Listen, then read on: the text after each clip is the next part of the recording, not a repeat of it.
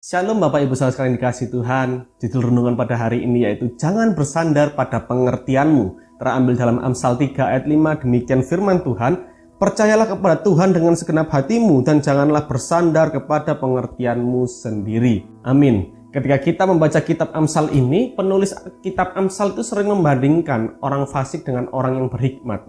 Ternyata kalau kita pelajari lebih dalam lagi, orang fasik itu adalah orang yang tidak percaya akan keberadaan Tuhan. Kalau zaman sekarang ini kita kenalnya itu adalah ateis, tidak percaya bahwa Tuhan itu ada. Mereka berpandangan bahwa mereka itu ada karena evolusi dari partikel kecil hingga menjadi manusia purba dan yang akhirnya menjadi manusia modern. Nah, orang fasik ini adalah orang yang bersandar pada pengertiannya sendiri dan pengetahuannya. Sehingga ia berpikir, saya bisa karena usaha saya dan saya kuat karena saya sering berusaha berlatih. Firman Tuhan pada hari ini mengajak kita agar kita itu jangan seperti orang fasik yang bersandar pada pengertiannya. Namun kita sebagai orang percaya, hendaklah kita mengandalkan Tuhan dalam setiap tindakan dan beban pikiran kita.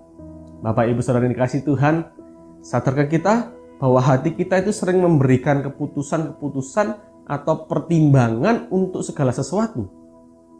Dan termasuk saat bimbang, galau, menyerang, hati kitalah ini yang dapat merasakan gejala itu.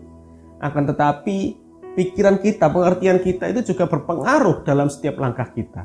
Bila hati kita ini sulit berserah kepada Tuhan dan pikiran kita terus mengembara mencari jalannya sendiri, apakah yang terjadi dalam hidup kita?